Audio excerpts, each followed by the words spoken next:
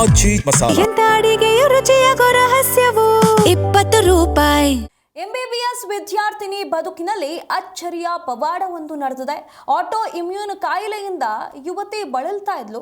ಇಲ್ಲಿ ಬದುಕೋದು ಗ್ಯಾರಂಟಿ ಇಲ್ಲ ಅಂತ ಹೇಳಿ ವೈದ್ಯರು ಎಚ್ಚರಿಕೆಯನ್ನ ನೀಡಿದ್ರು. ಆದರೆ ಈಗ ಪವಾಡವೊಂದು ನಡೆದಿರುವಂಥದ್ದು. ಮಂತ್ರಾಲಯ ಶ್ರೀಗಳ ಮೊರೆ ಹೋಗಿದ್ದಾಳೆ ನಿವೇದಿತಾ ಎಂಬುವಂಥವಳು. ಅವರ ಕುಟುಂಬಸ್ಥರು ರಾಯರ ಮೊರೆ ಹೋಗಿದ್ದಾರೆ. ಅದಾದ ಬಳಿಕ ಪವಾಡವೊಂದು ನಡೆದಿದೆ ಅಂತ ಹೇಳಿ ಕುಟುಂಬಸ್ಥರು ಹೇಳ್ತಿದ್ದಾರೆ. ಶ್ರೀಗಳ ಮಂತ್ರಾಕ್ಷತೆ ಹಾಗೂ ಆಶೀರ್ವಾದದಿಂದ ಈಗ ಚಿಕಿತ್ಸೆ ಪಡೆದ ಬಳಿಕ ಆಕೆ ಚೇತರಿಸಿಕೊಳ್ತಿದ್ದಾಳೆ ಅನ್ನುವಂಥ ಮಾಹಿತಿ ಲಭ್ಯವಾಗಿರುವಂಥದ್ದು. ಕೇವಲ 3 ವಾರದಲ್ಲಿ ಹಾವೇರಿಯ ನಿವೇದಿತಾ ಎಂಬುವಂಥ ಯುವತಿ ಏನಿದ್ದಾಳೆ ಅವಳು ನಿಧಾನವಾಗಿ ಚೇತರಿಸಿಕೊಳ್ತಾ ಇದ್ದಾಳೆ. ಹಾವೇರಿಯ ನೆಗಳೂರು ಗ್ರಾಮದ ಶಿವಪ್ಪ ನೆಗಳೂರು ಅವರ ಪುತ್ರಿ ನಿವೇದಿತಾ. ಇಲ್ಲಿ ಆಟೋ ಇಮ್ಯೂನ್ ಎಂಬುವಂಥ ಒಂದು ವಿಶೇಷ ಕಾಯಿಲೆ ಇದು ತುಂಬಾ ಜನರಲ್ಲಿ ರೇರೆಸ್ಟ್ ಕಾಯಿಲೆ ಅಂತಲೇ ಹೇಳ್ಬೋದು. ಈ ಕಾಯಿಲೆಯಿಂದ ಆಕೆ ಬಳಲ್ತಾ ಇದ್ಲು. ಚಿಕಿತ್ಸೆ ಕೂಡ ನಡೀತಾ ಇತ್ತು. ಆದರೆ ಅವಳ ಸ್ಥಿತಿಯನ್ನ ನೋಡಿ ವೈದ್ಯರು ಕೂಡ ಭರವಸೆಯನ್ನ ನೀಡಿರಲಿಲ್ಲ. ಈಕೆ ಬದುಕುಳಿಯೋದು ಕಷ್ಟ ಅಂತ ಹೇಳಿದ್ರು. ಆದರೆ ಇದಾದ ಬಳಿಕ ಒಂದು ಪ್ರಯತ್ನ ಅಂತ ಹೇಳಿ ಕುಟುಂಬಸ್ಥರು ಶ್ರೀಗಳ ಮಂತ್ರಾಕ್ಷತೆಯನ್ನ ಪಡೆದಿದ್ದಾರೆ. ಶ್ರೀಗಳ ದರ್ಶನವನ್ನ ಪಡೆದಿದ್ದಾರೆ. ಮಂತ್ರಾಕ್ಷತೆ ಹಾಗೂ ಆಶೀರ್ವಾದದ ಬಳಿಕ ಆಕೆಗೆ ಚಿಕಿತ್ಸೆ ನೀಡಲಾಗಿದೆ. ಕೇವಲ 3 ವಾರದಲ್ಲಿ ಈಕೆ ಚೇತರಿಸಿಕೊಂಡಿದ್ದಾಳೆ ಅನ್ನುವಂಥ ಮಾಹಿತಿಯನ್ನ ನೀಡಿರುವಂಥದ್ದು. ರಾಯರ ಕೃಪೆಯಿಂದ ಮಗಳಿಗೆ ಹೊಸ ಜೀವನ ಸಿಕ್ಕಿದೆ ಅಂತ ಹೇಳಿ ಆಕೆಯ ಪೋಷಕರು ಸಂತಸವನ್ನ ವ್ಯಕ್ತಪಡಿಸುತ್ತಿದ್ದಾರೆ. ರಾಯರ ಕೃಪೆಯಿಂದ ಇಷ್ಟೆಲ್ಲ ಆಯಿತು, ಆಕೆಗೆ ಹೊಸ ಜೀವನ ಸಿಕ್ತು, ಹೊಸದೊಂದು ತಿರುವು ಸಿಕ್ಕಿದೆ ಅಂತ ಹೇಳಿ ಕುಟುಂಬಸ್ಥರು ಭಾವುಕರಾಗಿ ತಮ್ಮ ಖುಷಿಯನ್ನ ವ್ಯಕ್ತಪಡಿಸುತ್ತಿದ್ದಾರೆ. ನನ್ಗೆ ಯಾವ ತರ ಏನೇನ್ ಕೊಟ್ರೆ ನಮ್ಗೆ ಹುಷಾರಾಗುತ್ತೆ ಅಂತ ಎಲ್ಲಾ ವೇಸು ಟ್ರೀಟ್ ಮಾಡ್ಯಾರ ಸರ್. ನಂಗೆ ನಾನು ICU ನಲ್ಲಿ ಇದ್ದಾಗ 18-20 ದಿನ ನಂಗೆ ಹೋಗ್ಸೇ ಕೊಟ್ಟಿರ್ಲಿಲ್ಲ ಸರ್. ಬದುಕಾದ್ರೂ ಬದುಕ್ಬೋದು, ಇಲ್ಲ ಅಂದ್ರೂ ಹೋಗ್ಬೋದು, ನೀವು ದೇವ್ರ ಮೇಲೆ ನಂಬಿಕೆ ಇಡ್ರಿ ಅಂತ ಹೇಳಿದ್ರು ಸರ್ ಅವಾಗ.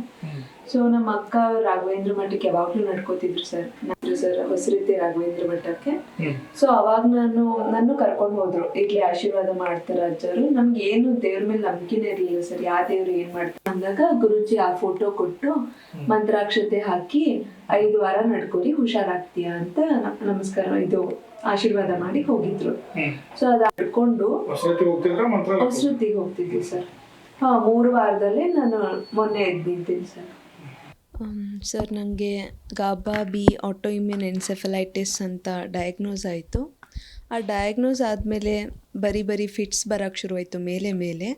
ಸೊ ಆವಾಗ ನಾನು ಟ್ರೀಟಿಂಗ್ ಮಾಡೋ ಡಾಕ್ಟರ್ ಅಮೃತ್ ಸರ್ ಅವರು ಮತ್ತು ಅವ್ರ ಟೀಮು ನನಗೆ ICUಗೆ ಶಿಫ್ಟ್ ಮಾಡಿದರು. ಸೊ ಅಲ್ಲಿ 18ರಿಂದ 20 ದಿನ ಇದ್ವಿ. ಅಲ್ಲಿರೋದು ಏನೂ ಲಕ್ಷ್ಯ ಇರಲಿಲ್ಲ ನನಗೆ. ಸೊ ಲಾಸ್ಟ್ 3 ಡೇಸು ನಮ್ಮ ಪಪ್ಪ ಮಮ್ಮಿಗೆ ಹೇಳಿದ್ರು ಅವರು, ಸೊ ಇವಳು ಉಳಿದಾದರೂ ಉಳಿಬೋದು, ನಮ್ಮ ಕಡೆ ಏನೂ ಹೋಪ್ಸ್ ಇಲ್ಲ, 3 ದಿನ ಇರ್ತಾಳೆ ನೋಡೋಣ ಅಂತ ಹೇಳಿದರು, ನೀವು ದೇವ್ರ ಮೊರೆ ಹೋಗ್ರಿ ಅಂತ. ಸೊ ಅವಾಗೆಲ್ಲ ಇಲ್ಲಿ ಹೊಸರೀತಿಯಲ್ಲಿರೋ ಮಠಕ್ಕೆ ಹೋಮ ಅವನ್ನ ಎಲ್ಲ ಮಾಡಿಸಿದ್ರು, ಕ್ಷೀರಾಭಿಷೇಕ ನಮ್ಮ ಅಕ್ಕ ಅವರೆಲ್ಲ ಮಾಡಿಸಿದ್ರು. ಆವಾಗ ನಾನು ಹುಷಾರಾಗಿ ಬಂದಮೇಲೆ ಸುಬದೇಂದ್ರ ತೀರ್ಥರು ಇಲ್ಲಿ ಹೊಸರೀತಿಗೆ ಬಂದಿದ್ದರು. ಸೊ ಆವಾಗ ನಮ್ಮ ಅಕ್ಕ ಕರ್ಕೊಂಡು ಹೋಗ್ತೀನಿ ಅಂತ ಹೇಳಿದರು, ಅವ್ರ ಆಶೀರ್ವಾದ ಆಗಲಿ ನಿಮಗೆ ಅಂತ. ಸೊ ಅಲ್ಲಿ ಹೋದ್ಮೇಲೆ ಅದು ತೀರ್ಥರು ನನ್ನ ವೀಲ್ ಚೇರಲ್ಲಿ ಹೋಗಿದ್ದೆ. ಸೊ ಅವಾಗ ನಂಗೆ ನಡೆಯೋಕ್ಕೆ ಬರ್ತಿರಲಿಲ್ಲ. ಎಲ್ಲ ಕೆಲಸನೂ ಕೂತ್ಕೊಂಡಲ್ಲೇ ಮಾಡಬೇಕಿತ್ತು, ಕೂತ್ಕೊಂಡಲ್ಲೇ ಹೋಗಬೇಕಿತ್ತು.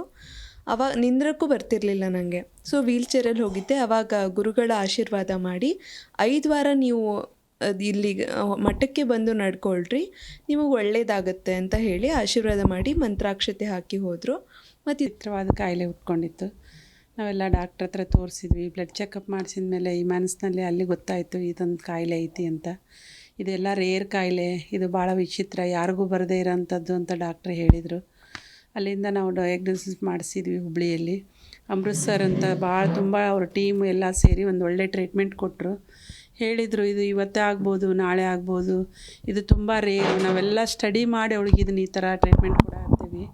ಇದು 6 ತಿಂಗಳಾಗ್ಬೋದು, ಇಲ್ಲ 3 ತಿಂಗಳಾಗ್ಬೋದು, ಇಲ್ಲ ವರ್ಷ ಆಗ್ಬೋದು, 2 ವರ್ಷ ಹೋಗೋದಾಕಿದು ಮೈಂಡ್ ಹೆಂಗೆ ಇದಾಗುತ್ತೆ, ರಿಕವರ್ ಆಗುತ್ತೆ, ಆ ಥರ ಅದ್ರ ಮೇಲೆ ಡಿಪೆಂಡು. ಹಿಂಗೆ ಅಂತ ಹೇಳೋಕ್ಕಾಗಲ್ಲ. ಇದು ಲಾಂಗ್ ಟ್ರೀಟ್ಮೆಂಟ್ ತೊಗೊತಾ ಹೋಗಬೇಕು ಅಂದರು. ಆದರೂ ನಾವು ಧೈರ್ಯಗೆಡಲಿಲ್ಲ, ಟ್ರೀಟ್ಮೆಂಟ್ ತೊಗೊತಾ ಹೋದ್ವಿ.